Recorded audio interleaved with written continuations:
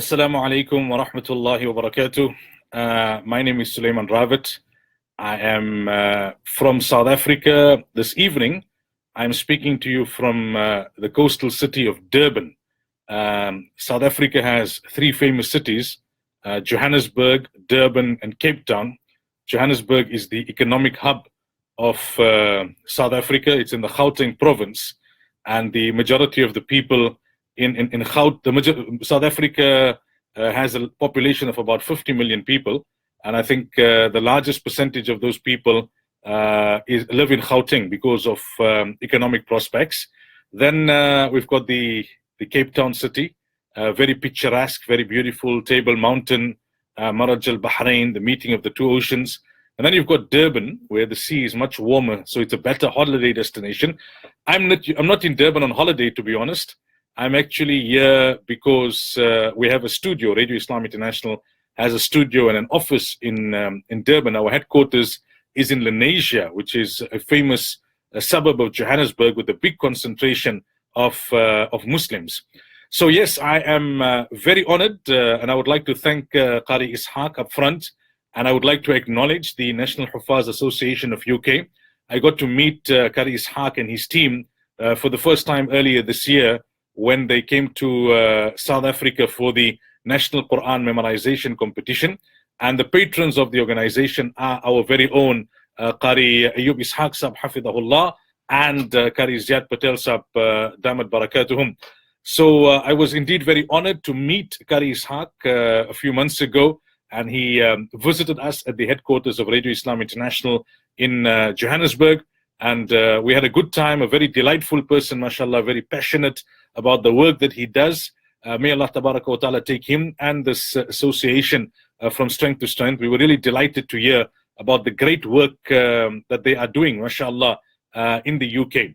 And when Sheikh Ishaq asked me that, try and help us with this particular cause and be part of it, I really felt honored, and I was really appreciative to be given this particular opportunity. So, barakallahu fikum.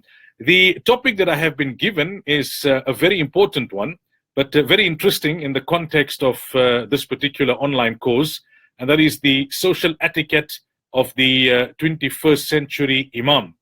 Now, I was speaking to Sheikh Ishaq a little earlier in the week, and I said to him, it's a very important topic, and I would love to speak about it. I have some thoughts in this regard, and I have spoken on some aspects of this in the past, alhamdulillah. But this is an online training course for the Huffadh. And at the moment, the Huffadh, mashallah, are all super focused on what is going to happen in Taraweeh for the month of Ramadan. Now, I'm a Hafidh myself. I've been reading Taraweeh Salah for many years, leading Taraweeh Salah. Most of them in the Nurul Islam Masjid in Indonesia. It's a big masjid. It's well known. People who have visited South Africa, they will tell you about the Nurul Islam Masjid. So I thought that, are people really going to be interested about the Imamate aspects and the broader aspects pertaining to Imamate? The other, concern that I had was that the majority of those who would be tuning in are not ulama, and they're not really doing the work of Imams as such, but they are Huffaz who are focusing on the upcoming Taraweeh. But after discussion with Sheikh Ishaq, it was wonderful to hear that, no, look, there are many upcoming ulama who will be part of this cause, meaning Huffaz who in the future, inshallah, are very likely to join the Alimiya cause and to become alims. And it would be of benefit to others who would visit the website later on and view this particular presentation. Now, Sheikh Ishaq has given me 7 sections or 7 topics within this particular topic to touch on, 7 subtopics, if you like. And I'm just going to tell you what they are before we get going proper. The first is the art of communication with the local congregation. The second is being a people's person and easily approachable. The third is maintaining a balanced and healthy social life. The fourth is the etiquette of using social media. The fifth is the etiquette of giving talks, public lectures. Then applying sunnah into one's own life. And the last being connecting to the youth. So Sheikh Ishaq has asked me to cover these 7 aspects in my presentation. And obviously, each one of these aspects is an independent discussion all of its own. Each one of them are like a topic all on its own that would require a kind of online seminar independently. So we're going to be skimming the surface, as they say, or just kind of talking on a few broad points under each one of these subtopics. So, Bismillah ar-Rahman ar-Rahim, Alhamdulillahi Rabbil Alameen, wassalatu wassalamu ala ashrafil anbiya'i wal mursaleen, Nabiyina Muhammadi wa ala alihi wa ashabihi ajma'in wa ba'd. Right, so the social etiquette of the 21st century Imam. If we look at the first subtopic, it is the art of communication with the local congregation. So a few points that I have in mind with regards this particular aspect, and that is the Imam's ability to connect, the Imam's ability to connect and to resonate with his congregation per se and the broader community. Remember, an Imam's role is not only defined and it's not only restricted to those people who come to the masjid, to those people who frequent the masjid. Because unfortunately, we know the reality these days that the majority of people do not come to the masjid. The majority of Muslims in the congregation are not in the masjid. The majority are out. Perhaps you would see the majority on the day of Jumu'ah, or you would see them on the day of Eid, or you would see them during the month of Ramadan or specific nights in Ramadan. But generally, the people who are actually punctual with their salah are in the minority, unfortunately. So the Imam's role cannot only be confined to those who are coming to the masjid. The Imam's role needs to be broader than that. He needs to be the Imam of those who are coming and those Muslims who are not coming to the masjid.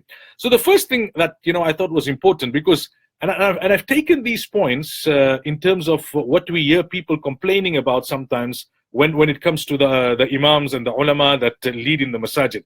And the first point I want to talk about is the method of Nahi Anil Munkar. So you need to speak out. Nahi Anil Munkar meaning that forbidding that which is wrong, or admonishing people when they are involved in wrongful behavior, or cautioning people when they are involved in inappropriate behavior. Now, many times the complaints come that Imams are too heavy-handed. They are too harsh in the manner that they do Nahi Anil Munkar. And as a result, they tend to repel people. They tend to push people back.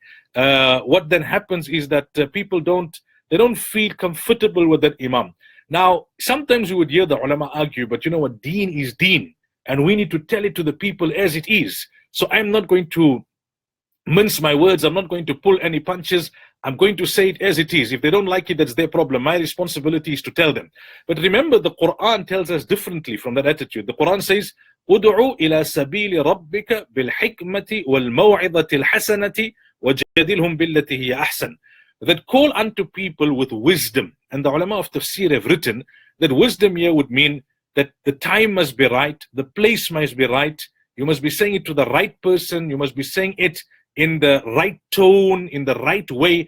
The idea is not to make your point only. The idea is to make that person understand, to win that person over. So it's not a matter of just saying, this is haram, this is what you people are doing is wrong, this is going to take you to the fire of Jahannam. Especially in the very kind of liberal environment that we live in today, the very hedonistic, culture that prevails today, where it's all about maximizing of pleasures and doing what you need to do in life. People don't like anyone to be harsh on them. They don't want their own parents to be heavy-handed on them, to be to prevail over them. So a big complaint that we get from people today is that the ulama are too harsh and they are too condescending. They speak down to people. They speak down almost as if they consider themselves superior. Now, the deen is the deen. And the rules of deen are the rules of deen. You cannot change that. But the manner in which you approach the topic, the manner in which you talk to people, the methods that you use, we need to be constantly seeing what would be the most effective method. And that is the instruction of the Quran, that use hikmah, wal maw'idat al hasana, use a good form of advice. And even if it comes to a bit of a debate, then do it in a way that is best, where you win over the person, where you show them the beauty of deen, where you make them realize the folly of their ways without embarrassing them, without making them feel so bad that they don't want to come back. So that's the first thing that I wanted to mention. If you want to communicate with your congregation in a way that you connect with them and you resonate with them, then you need to know how to do Nahi Anil Munkar, and you need to ensure that you avoid that condescending approach. And all the time, we need to be improving our skills. We need to be reading in this regard, consulting with senior scholars in terms of how we can improve. The second thing, under this topic of the art of communication for the 21st century Imam with the local congregation is professionalism. Today, we live in a global village. Previously, if you were the imam of one locality, you were the only scholar that they knew. Nowadays, from their smartphone, they have access to the big personalities all over the globe. And those people are very professional. Those people are pursuing excellence in the work that they do. Now, previously, ulama used to think that, well, as long as my sincerity is there, as long as my humility and my sacrifice is there, those are pivotal things. And those things carry you over at the end of the day. Those things make the difference. But the packaging is also important. The way you dress, the way you speak, improving your command of the language, improving your tone, your style of speech. And we'll talk more about that in another subsection. But overall, you must be known as a person who's professional in the way you do things, in the way you interact, in the way you communicate, in the way you structure your programs. And you must pursue excellence in whatever you do. It may be a small congregation as an imam, it may be a small community, but you must pursue excellence. Then the third thing is, in today's time and age, it's very important for an imam to be able to contextualize the knowledge that he's passing on to his congregation. Many times we hear people saying that ulama live in a theoretical world. They're only living in their books. They're just relaying to us what's in the books. They are not able to contextualize it. They are not able to make it relevant to our current day scenarios and to our current day situations. And that is something that we need to be very careful of. And how do you then contextualize it? You need to improve yourself. You need to broaden your own reading. You need to broaden your own horizons. You need to know what's happening in the community. If you don't know what's happening in the community, if you don't follow the news, if you don't read, and besides your Islamic literature, if you don't do broad-based reading, read magazines, read columns, follow the media, know what people are talking about, know what are the topical issues, how are you going to be able to contextualize it? How are you going to be able to identify what are the key problems? Let me give you a simple example. If you want to talk about the rights of parents, the ayat are the same from the Quran. The ahadith are the same. You're not going to find a new ayah, nor are you going to find a new hadith. But the examples that you give and the points that you make and how you make it relevant, that will depend now on your own understanding of the socio-economic situation, your own understanding of what's happening within homes and what parents are grappling with and what children are grappling with. And the more you are able to, the more your own understanding, the more your own broad-based reading, the better you will be able to contextualize things. Otherwise, they say that ulama are far removed from reality. So as an imam, you can't be far removed from reality. You must know your congregation, you must know your community, you must know your country, you must know what's happening locally and globally. Now, we got a lot of ground to cover, so I'm just going to move on very quickly. As I say, these are just broad points, and hopefully you'll be able to take from there and then go into the details yourself. The next thing that we need to be careful of as imams in the 21st century is we should not be intolerant when it comes to people from different backgrounds and different ideological groupings. We are increasingly starting to live in cities that are becoming cosmopolitan. I know London, for example, is a very cosmopolitan city. You go to a masjid and you see people from all backgrounds. And in South Africa also, it's increasingly becoming the same. So what happens here is that we cannot be insular. We cannot only say, well, I'm a Pakistani, I'm a Bangladeshi, I'm an Indian, I'm a Gujarati. I only can work with my people, and the other people, I give them a cold shoulder. Or because I'm a Tablighi or a Deobandi, or I'm of a particular ideological grouping, you do not have to be apologetic as to who you are. You are who you are, and your inclinations are where they are. But at the same time, you must be able to draw people in, people from different cultural backgrounds, and also people from different ideological backgrounds. We have so much more in common as opposed to that which differentiates us in as far as ideology and culture is concerned. On the fundamentals, we are all the same. So work with everybody in your congregation. You don't have to sledgehammer your own ideology down people's throats. If you've got somebody in your congregation who differs with you on a few things, a few masail pertaining to salah, you say Ameen aloud, he doesn't say Ameen aloud. You say 3 talaqs is effective, he says 3 talaqs are not effective. Park that one side. There's so many other issues in which you need to guide him and make him feel part of it and help him and be an imam to him or to her as well. We cannot be threatened by people who have different backgrounds to us or different ideological groupings. That means we don't have confidence in what we have learned. You can be proud of your own lineage and your own heritage and where your inclinations lie, but at the same time we must work with everybody. That is the sunnah of our pious predecessors, of our akabir. They did not only work with the like-minded, they worked with everybody, and in the end of the day, they are all Muslims.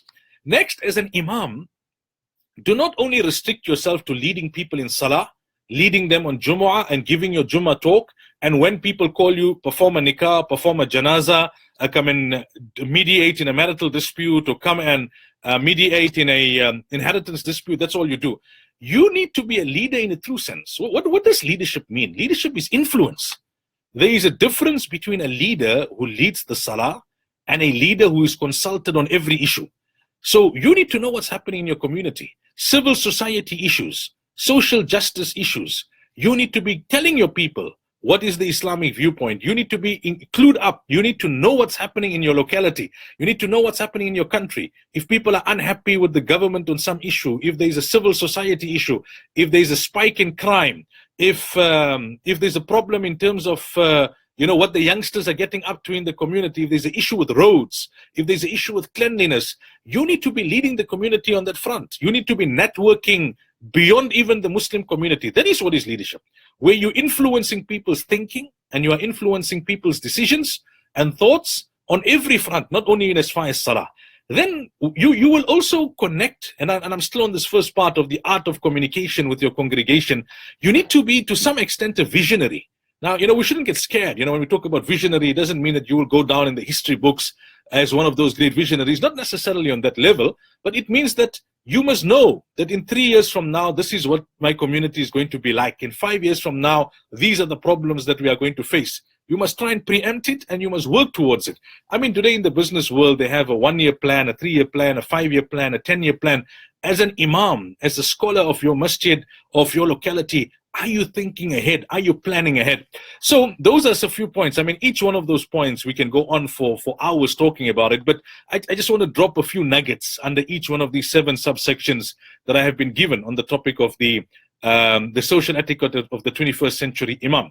Now, going further, the next subtopic is being a people's person and being easily approachable. This is critical. If you're not a people's person and you're not easily approachable, you are going to struggle as an imam. I'm not going to go to the extent of saying that don't become an imam. Perhaps you can still become one and you can work at it, but this is an absolute must-have. And even people who are generally sociable, as imams, for whatever reason, they're not as sociable as they're supposed to be. And that becomes problematic. It really does, because you hear the musallis, you hear people in the congregation saying, our ulama are not easily approachable. They feel that the ulama have a superiority complex. That who are you, juhala, awam kalan'am, what do you know? I know of deen. So we put ourselves on this very high pedestal, and then people find it difficult to come to us. They feel inferior. They feel that they know nothing, or we make them feel like they know nothing. So some people out of shame don't come, and other people out of arrogance they don't come. I'm not saying as an imam that you must reduce your behavior, that you become like their buddy, and then they don't even respect you and they don't respect the position. No, you don't go to the other extreme, but you must be a person that can be approached by the youngster, by the lady, by the man, by the baji, by the nana, dadi, dada. All of them must be able to relate to you. They must be able to come, and they must be able to share their problems with you, and they must be able to seek guidance from you. Now, what does this entail? What's a good starting point? Today in the professional world, they talk about servant leadership. Yes, these are non-Muslims who don't even believe in akhirah, whose only objective is the bottom line, money, money, money. But they talk about servant leadership. Now, what does servant leadership mean? Servant leadership simply means that like Nabi sallallahu alaihi wasallam said, Sayyidul qawmi khadimuhum, the leader is the one who needs to serve. Now, recently I was involved in a survey, yes, of people who had really done well, professionals, businessmen, and I was part of a survey, that was conducted by the Jamiatul Ulama South Africa, to talk to them about who had an impression on them in their lives from the ulama, and the majority of them said it was either a teacher in the maktab or it was the local imam. And you would see that those imams who make contact with people when they're still young, when they're still in their developmental age, you connect with those youngsters who are making noise in your masjid. You assist them when they're in distress. The kid is sick, or somebody passed away in the home, or some tragedy struck. If you're there for them at that moment, they're yours for a lifetime. Many of these people in the survey said that they can relate to those ulama who are approachable and non-judgmental. See, hate the sin, but don't hate the sinner. Don't make the person feel that you are judging them. Then they also said they can relate to those imams who advised with hope and pragmatism. Give them advice that they can actually implement. Don't give them advice that is not implementable, that is just there in the book in theory. Now, it's easier said than done, but that's the challenge for you as an imam. Imam doesn't mean you only pitch up for salah and read the salah and go. You must apply your mind. After hours, you must be thinking, hey, this man asked me, this is a hard one. How do I give him a solution that's not contrary to Sharia, but at the same time, it's something that he can work with? And they say that, a servant leader is the one who makes connection with people when they are in the development stage, assist them in the time of distress, non-judgmental, approachable. When you give advice, it's with hope and pragmatism. When people tell you about the circumstances, you show empathy. You show empathy. And you are seen to be a person who's progressive, who's forward-thinking, and who's relevant to the times. So be a people's person and be easily approachable. Don't have this kind of holier-than-thou attitude with your musallis and with the people of your congregation. I'm going to start moving, much further now, faster now, because we're already at the halfway point. I see 21 minutes on the screen out of the 40. The third subtopic under the topic of social etiquette of the 21st century imam that I was given was maintaining and balancing a healthy social life. Basically, it's similar to what I said earlier on.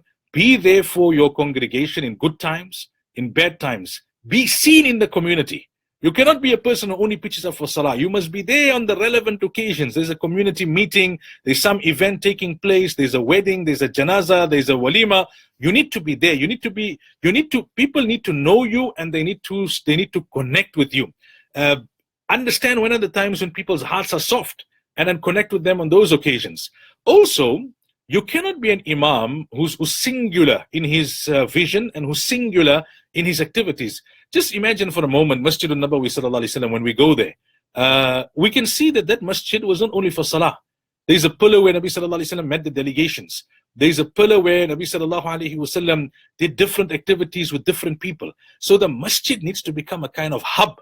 You as an imam must be running social programs from there, welfare programs from there, community activism programs from there. Even the non-Muslims in the community must know, if you want some kind of help, we've got an imam there who's holistic in his approach, collecting the zakat from that community, distributing it in that community, collecting excess qurbani meat from that community, distributing it to the poor in that community. Make the masjid multifunctional, not only a place where a person comes for salam.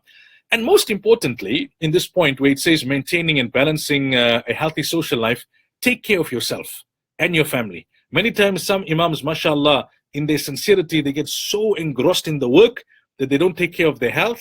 They don't ensure there's adequate time for them to recuperate, to refresh their minds, to connect with their families. And then when you finally run out of steam, it's a total nosedive. So your life must be balanced. Like a woodcutter, he doesn't cut the whole day. It takes out time to sharpen his axe. It takes some time to regain his strength. So find that balance, because we are an ummah of balance. Now, moving on. The fourth point that I've been asked to speak about, in as far as the etiquette of being a 21st century imam is concerned, is the etiquette of using social media. One point I want to mention up front in this regard is that today there's an onslaught against Islam and Muslims. And it's taking place on two fronts primarily. The first front is that the physical onslaught against Islam and Muslims. So you see that take place in Palestine, in Yemen, in Syria, in Afghanistan, in Myanmar, Kashmir, those places. But the victims there, the victims of that onslaught against Islam and Muslims, are actually in a position of advantage, in the sense that if they lose their property, Allah will reward them for their patience. If they lose their lives, Allah will grant them martyr, the status of a martyr, of a shaheed. But then there's another onslaught against Islam and Muslims, and that is the ideological onslaught. Today we live in a world where there's a battle for the hearts and minds of people. So what happens there then is that via the media, the different media platforms, there's all these messages that are coming across. Why is it today you find that in your congregation or in your community, you'll have a man and his wife who are fairly religious. All of a sudden, when they go to a faraway holiday destination, that woman sheds her niqab, she sheds her hijab. That man, when he goes to a faraway destination for business, then he's involved in different activities. It shows that subliminally, all those messages of a different lifestyle, of a different ideology, have had an impact on him. He may not have been practicing upon it immediately because of social and societal pressure. People know him. But as soon as he's away from prying eyes, he starts doing what is really in his heart, what he really wants to do. So there's this attempt to ideologically influence people. That's why our scholars say the biggest challenge of the time is intellectual apostasy, where people don't openly renege and go back on the teachings of Islam, but internally their mindset is being changed at times without them even realizing, to the point where even the fundamentals of their faith is compromised. And their faith is no longer valid, or at times it's weakened. Now, the victims of that onslaught, unlike the victims of the physical onslaught, who in a spiritual sense or in terms of akhirah are in a position of advantage, the victims of this onslaught are actually in a position of disadvantage because their identity and their faith is at stake. And this is where media plays a part. You cannot choose the betting field, the battlefield.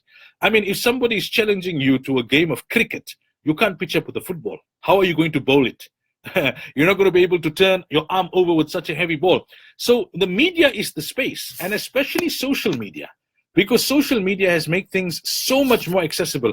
Who doesn't have a mobile today? Who doesn't move around with what we call in South Africa a cell phone? Young children have it, even if you don't give it to them, they still know about these things. My children don't have cell phones. But when I'm sleeping, because mine's got this fingerprint thing, right? So because previously from the back of the car, they used to see if I'm putting in my password and they take the phone to play games. So I got the one with the fingerprint. And one day when I was sleeping, my little one of 6 years, he was taking my finger while I'm in my sleep to try and get this phone activated. So children are clued up with technology even before they're out of diapers and out of nappies. So technology has its harms. There's no doubt about it.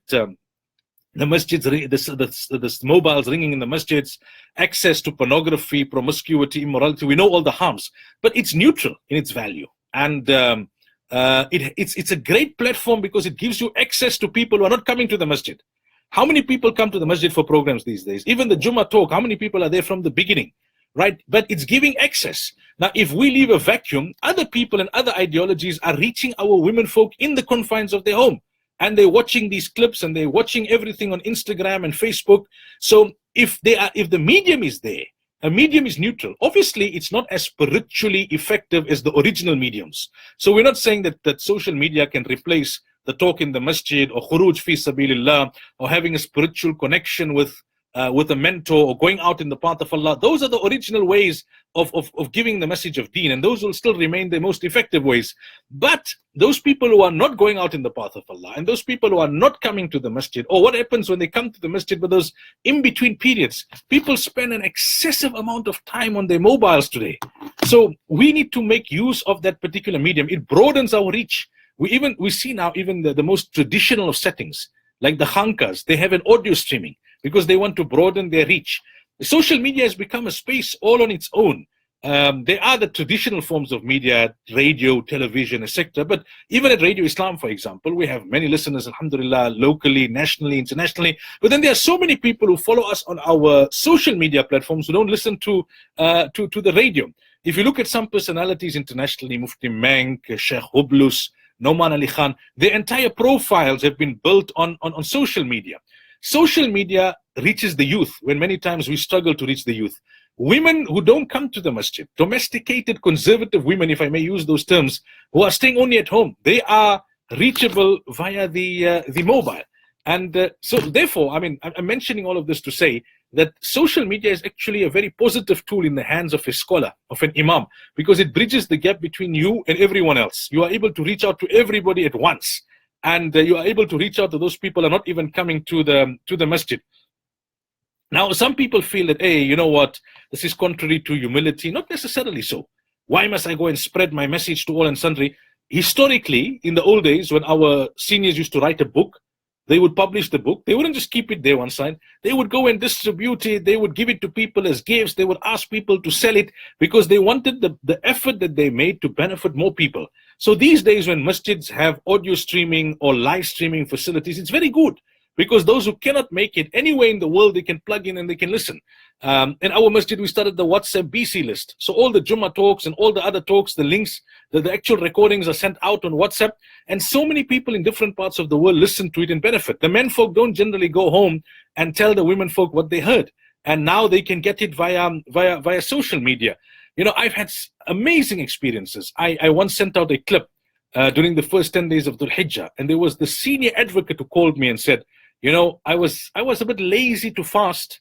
And then I heard this clip just as I woke up and I was thinking, was I fast or not? I started playing on my phone. I heard the clip and inspired me. I decided to keep the fast. The other day, I got a message from a friend of mine in Canada. And he said to me, Sheikh, you know, you sent out these clips and I listened to each one of them. I recently gave a talk here about how we treat our employees and workers. And I gave it in one masjid, in the Nur Islam masjid, and people, whoever were there for Jummah, heard it. But so many more people heard it via the podcast and via the link that was distributed on social media. So everybody has a mobile today. It's not about becoming a celebrity. It's not about, you know, not being humble. It's about trying to get the message of Deen across to as many people as possible in a short space of time.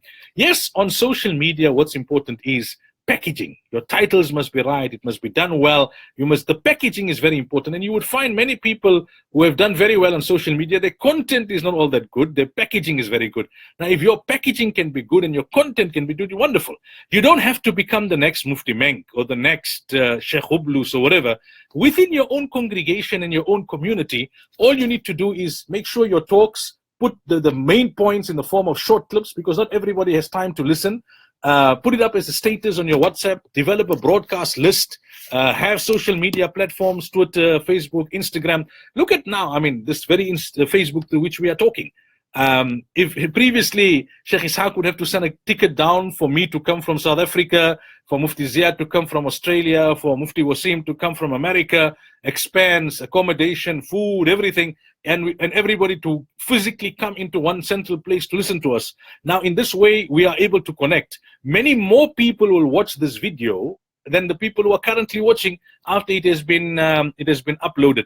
So yeah, that is in as far as that point is concerned, etiquette of using social media. Now we go on to the etiquette of giving public talks, and this is very critical because, you know, every imam has got to speak. And I must mention that this is a totally different discussion on its own. Maybe one day, inshallah, when we have the opportunity, either when I'm in the UK or via an online presence like this, I will do my presentation that I normally do for ulama on public speaking, which is a presentation all on its own. But I'll just say a few points here, which hopefully will help you. Remember, effective public speaking is a life skill. It's not only something that will help you as an imam or as an alim, it's a life skill. The better you can communicate, the better you will be at many things in life. Because communication skills allows you to connect with people. People connect with the speaker before they connect with the message. Now, the one thing I alluded to earlier on, be professional. I remember when we were in Darul Uloom, our ustad used to tell us, wear your best garb, your best dress. Make sure your watch, your pen, your hat, everything is prim and proper. It's not about being anti-humility or anything of that sort. It's about the world that we live in, because people connect with the speaker before they connect with the message. It mustn't be that your socks have holes or you're totally mismatched, right? And understand there's power in it. That's why when Musa alayhi salam was granted nubuwwah by Allah, he said, oh Allah, I want my brother Harun as an assistant. Why? Because Musa alayhi salam had a stuttering problem. And وَأَخِي هَارُونُ هُوَ أَفْصَحُ مِنِّي لِسَانًا. He knew that Harun alayhi salam was more eloquent. So not every imam will be the Sulaimaan Mullah or the Moulana Katani or Mufti Menk or whatever the case may be. Some people are just naturally blessed by Allah. But at the same time, as much as like you won't be the next Sudais, but you have to read Quran to the best of your ability. You must try and improve your tajweed to the best of your ability. Similarly, when it comes to public speaking, make an effort. Don't go there and rattle things out. There's no shortcuts to becoming a good public speaker. And remember, nowadays, the benchmark is very high. Previously, if somebody was staying in London, he maybe had exposure to those ulama who are in London. That's it. So if your congregation was going to compare you, they were going to compare you to the people who lived within a particular radius. Now, they're comparing you to people all over the world because they're getting clips and they're getting YouTube links from people all over the world. So the benchmark has been raised. You don't necessarily have to reach that benchmark, but at least you have to show that you meet the basic criterion of professionalism when it comes to public speaking. The main thing about public speaking is your ability to contextualize. And I spoke about this earlier on, because not everybody will have a natural good voice. Your language and command of it, you can work on that. Definitely, that is something that you need to work on. But the examples that you are able to give, as I said, the topics don't always change. When you talk about parents, it's the same hadith, same ayah. You talk about shukr, same ayat, same hadith. But it's the examples that you give, the way you say it, the way you present it, that makes a big difference. So let me give you, and that's why you need to be broadening your horizons all the time. You need to be reading. You need to be listening to the talks of other scholars. You need to be reading and following the media on a range of topics, on a wide variety of topics. That is what will give you your relevance. So try simple, just some tips, right? Normally 10 tips that we give when it comes to public speaking. I don't have the time to elaborate on it. First is keep the core message must be simple and use repetitive phrases. So, for example, when I gave one talk on happiness, which was very well received, alhamdulillah, the catchphrase was, happiness is a choice. You have to choose to be happy. So every 2-3 minutes, I would maybe making other points, but I would come to the key point. Happiness is a choice. You have to choose to be happy. So like Martin Luther King, I have a dream, I have a dream, I have a dream. Bring a little bit of humor, but humor in your public speaking must be like salt in the food. It mustn't be one joke fest. Then there's the 3 Ps, pitch, pace, and pause. Every now and then pause, it has a good effect. It wakes people up into realization. Your pace, not too slow, not too fast. Your pitch, you must vary your pitch, your tone, vary it to keep the audience enthralled. You must know your audience. If you're speaking to professionals, you speak in a different way. When you're speaking to people who are in a particular industry, you must know how to pitch. You must know your audience in advance. Know which masjid you're going to, what's the demographic. End with a climax, always end on a high note. Give them a takeaway point, an action point. Don't make your speeches too long. There are very few speakers in the world that can get away with 2 hours and 3-hour lectures on a continuous basis. They are the super blessed ones. The majority of us, we need to keep it brief, succinct. Write it down, because when you write it down, you preserve it. You can use it later. Others can use it. Even if you don't write it out in full, write it out in points. Find a mirror. Give the whole talk in front of a mirror. Body language, hand movements, all of that is very important when it comes to speaking. And most importantly, enjoy it. When you give a talk, record it. Listen to your recording. When you listen to yourself, you'll be amazed how many things that you can pick up. So listen to yourself and see how you can improve and enjoy the process. Enjoy the more you enjoy it, the better you will become at it. It's such an interesting topic, and one that I hope at some time we can discuss in greater detail. So that's etiquette of giving talks. So I've covered now 5 of the subsections of the topic, social etiquette of the 21st century Imam. There's 2 more left. The 6th is applying sunnah into your own life. Let me say this. I'm not going to elaborate too much. I think it's a rather straightforward thing. You need the assistance of Allah to make an impact. Everything else is secondary. It's like a car, right? The capacity of the engine, the luxury of the interior decor, the finesse of the trimmings, all of it is there. It's good. It's needed. But until and unless you don't have fuel, that car is of no benefit, right? You're not going to be able to start the engine, let alone to get it moving. So without barakah, without spirituality, which comes from taqwa, we'll give the best talks. We will be involved in the best projects. We'll be on the apparent be known as very good and dynamic imams, but there'll be no effect because there's no assistance from Allah. So to bring assistance from Allah, you need to have taqwa. You need to live your life according to the dictates of Islam. You need to be leading by example. Not you say to the people, salah is important, but you're never in the masjid when it's not your chance for imamat. The more you have sunnah in your own life, the more there will be barakah in your life, and the more there will be impact in the work of deen that you do. When it comes to others, you look for leniency in the rulings, and you apply the fatwa. But when it comes to yourself, you must be much more cautious. You must be applying taqwa to yourself. I see that I've almost run out of time, so I'll just say 1 or 2 things with regards to the 7th and the last subsection that I was asked to speak about on this particular topic, and that is connection to the youth. A lot of what I've said already will help you to better connect with the youth, under the previous discussions. I'll just say 2 more things. As an imam in the 21st century, you must have tailor-made programs for the youth only. And those programs will entail more entertainment, but a very small message. But you'll be amazed how far that will go. So in South Africa, we have braais, barbecues. We call them to the masjid environment. We have a soccer tournament. There's nothing there that's religious. They have the soccer tournament. Afterwards, they have the braai. At the end, we give them a 5-minute nasiha. Or even in between, we give them a short nasiha. But that's the way of keeping them connected to the masjid. That's the way of keeping them relevant. We take them out for an entire weekend, fishing, hunting, extra, activities, etc., with small dosages of religious messages in between. That's how you have to come down to their level. You have to befriend them. You cannot preach to the youth. You have to befriend the youth.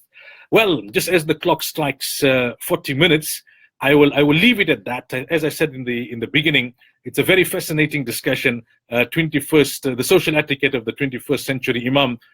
We covered those 7 subsections. There's a lot more that we could have said on the topics that were covered here, and there's a lot more that we can say in terms of the topics that we didn't even manage to cover. But for this particular occasion, I think we'll suffice on that. Once again, Jazakumullah to all those who are following, and Jazakumullah to Sheikh Ishaq and the National Huffadh Association in UK for the opportunity. Hopefully we'll get to meet in person sooner rather than later. Barakallahu feekum. From my understanding now, I think we'll open the floor for a few questions.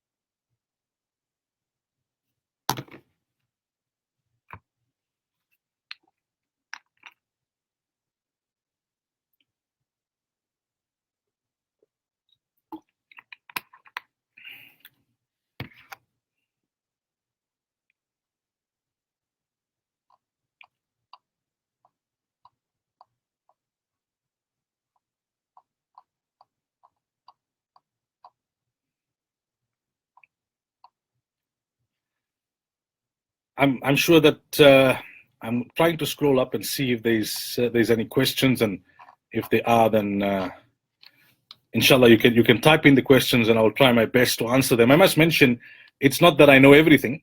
I'm just a student like everyone else. It's a little what we've picked up here and there, and it's a little also what we've learned from our seniors and our pious elders, and may Allah reward them and may Allah bless them. But it's an interesting time in which to be a scholar. It's an interesting time in which to be an imam. And let's just approach everything with positivity. There's a lot of negative, I know, but there's so much more that's positive. And in the end of the day, we've got the deen haq on our sides. We got the truth of Islam.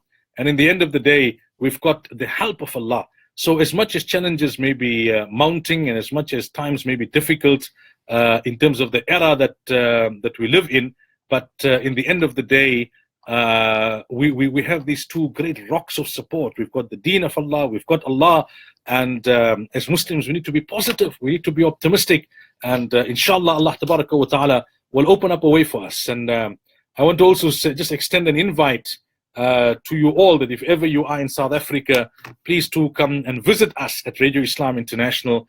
I'm currently speaking to you from Durban. We have a studio here in Durban. I'm in the studio and I'm doing this presentation. We have a studio, our main studio and headquarters is in Johannesburg, but you can listen to Radio Islam anywhere in the world. Just go to the website, radioislam.co.za. That's radioislam.co.za, and you can listen to us, or you can download the Radio Islam app. Now I'm seeing some of the questions coming up. Fairuz, on the comments on people's appearance, like if they have only a small beard or Western clothing. Look, in as far as ourselves are concerned, we must try and keep our appearance as close to the Sunnah as possible. That's number 1. Number 2, we must educate people as to what is closer to the Sunnah. We must educate people, right? So I won't go to the one extreme and say, well, appearance is not important. It doesn't matter what, how you dress, etc. Your dress code has an impact. Your external has an impact on your internal, right? And also your dress code speaks volumes about who you are, and it impacts on your identity. And as Muslims, we must love to be closer to the Sunnah of Rasulullah sallallahu alaihi wasallam, or as close as we can be. Having said that, we don't judge people on the apparent. Only Allah knows what is in their hearts. Sometimes people with no beards are more devoted to their Islam than people with beards. Now, we won't say that diminishes the value of having a beard or coming closer to the Sunnah of Rasulullah sallallahu alaihi wasallam. But what we will say to the Imam, that don't judge those people. Don't make them feel that they are inferior now. Because maybe that person comes from a particular ideological leaning where as much emphasis is not attached to the beard. We may disagree with that position, but in the end of the day, the person is still a Muslim. He still has faith in his heart. Not everyone will wear this libas, the kurta as we call it. And the kurta in itself is not an obligatory garb. Okay, it's something which is encouraged. It's closer to the sunnah. It has become the garb of scholars in some parts of the world, but in other parts of the world, it's not.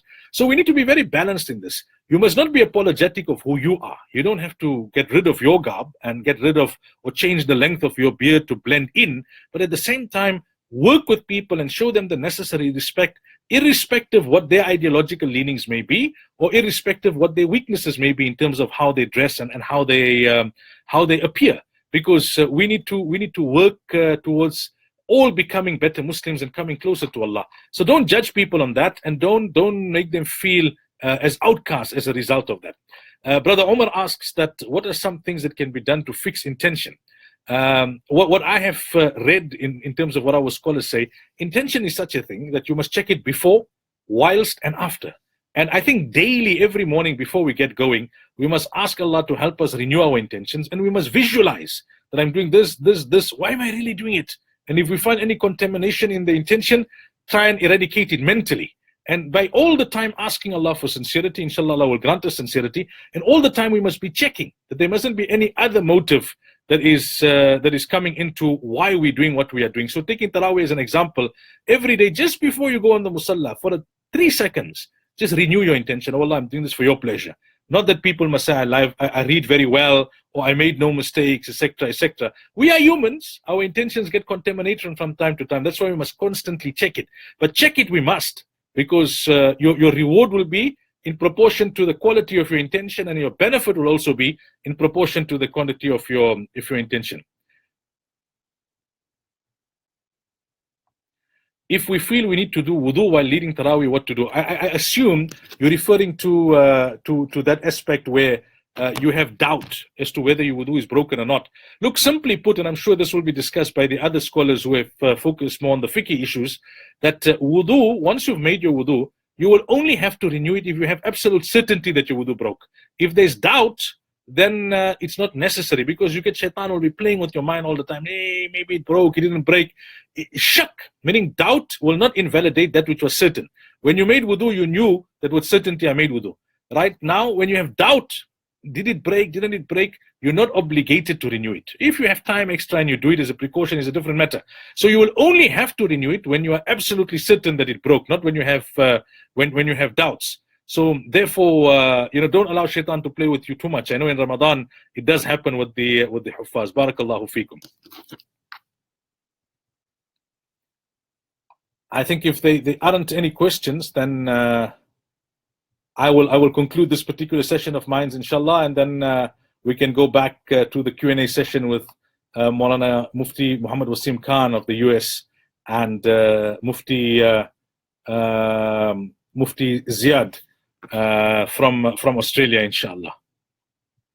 Well, from myself, Sulaimaan Ravat, here in South Africa, Jazakumullah for listening and for watching and for participating. Barakallahu feekum. Assalamu alaikum wa rahmatullahi wa barakatuh.